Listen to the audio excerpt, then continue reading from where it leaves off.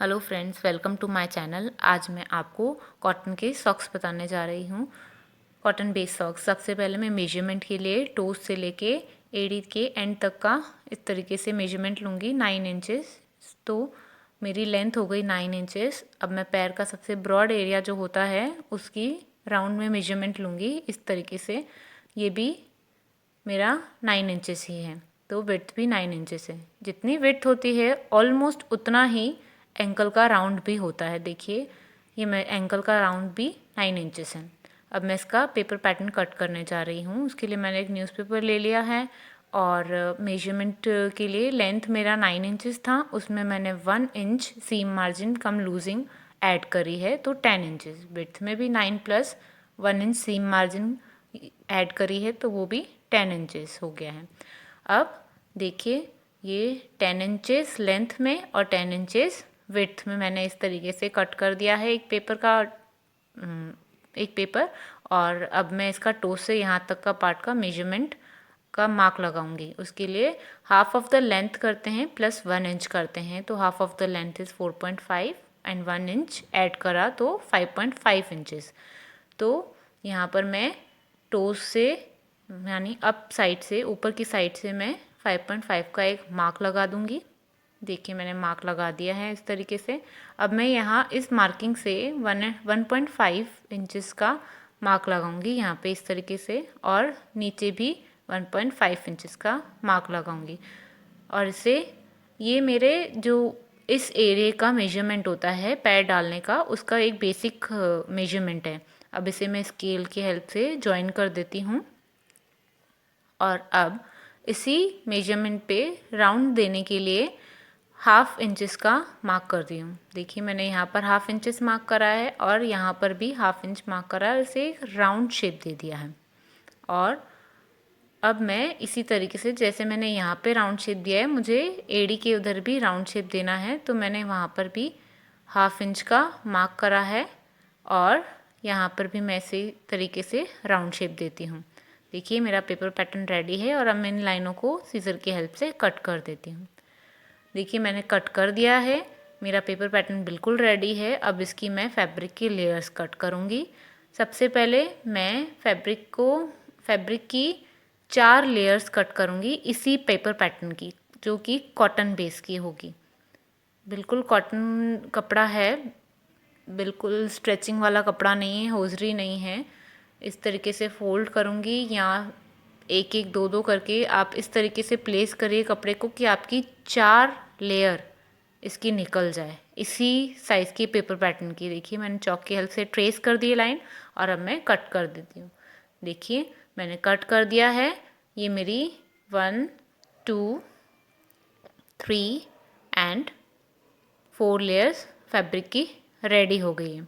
और इन चारों को मैं साइड में रख दूँगी, क्योंकि मैं ये विंटर सीज़न के सॉक्स बनाने जा रही हूँ, तो इसके लिए मैं एक गरम बेस भी दूँगी।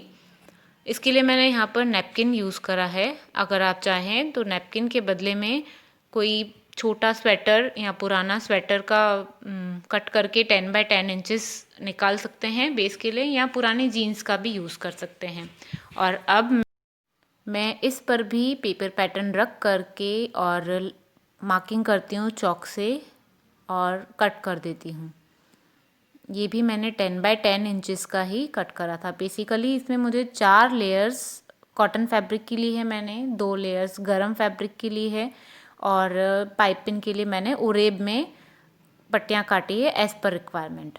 अब मैं इसका सिलाई पोर्शन स्टार्ट करने वाली हूँ, जिसके लिए मैंने 2 कॉटन फैब्रिक लिए हैं, उसके बीच में मैंने मेरा नैपकिन का बेस रखा है। और सबसे पहले मैं मेरी जो पाइपिंग का मैंने पट्टी कट करी है उसे मैं इस तरीके से प्लेस करके यहाँ पर सिलाई दे दूँगी, इसे जोड़ दूँगी सिलाई से। देखिए, मैंने सिलाई से जोड़ दिया है।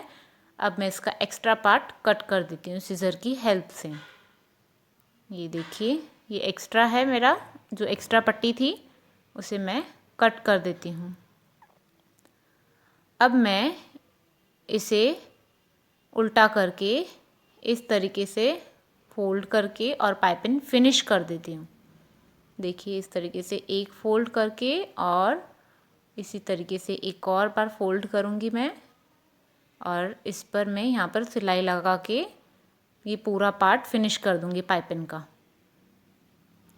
ये देखिए मैंने पाइपिंग लगाई है, आधी लगाई है, और आगे भी मैं इसी तरीके से फोल्ड करके और इसी तरीके से एक और फोल्ड करूँगी और पूरा पार्ट में इसी तरीके से पाइपिंग से फिनिश करूँगी। अगर आप पाइपिंग नहीं लगाना चाहें तो जो आपने फैब्रिक की लेयर्स रखी थी उसे डायरेक्ट सिल कर उसमें कट लगा दीजिए और उसे सीधा कर दीजिए। सीधा करने पे कुछ ऐसा दिखेगा फिनिश्ड पार्ट, जिससे आपको पाइपिंग लगाने की ज़रूरत नहीं पड़ेगी। मैंने यहाँ पर पाइपिंग वाले रेडी करे हैं। देखिए मैंने एक पाइपिंग फिनिश कर दी है, तो ये मेरा एक सॉक्स का बेस रेडी है। इसी तरीके से मैंने दूसरा बेस भी रेडी कर दिया है। दोनों पर मैंने सेम तरीके से पाइपिंग लगाई है। 2 लेयर्स कॉटन फैब्रिक की, एक लेयर नैपकिन की बीच में रखी है। इस तरीके से मेरी सारी लेयर्स यूज़ हो गई। अब मैं यहाँ पर बीच में से फोल्ड करके सिलाई लगाऊंगी और यहाँ तक एंड तक सिलाई लगाऊंगी। देखिए मैंने सिलाई लगा दी है इस तरीके से।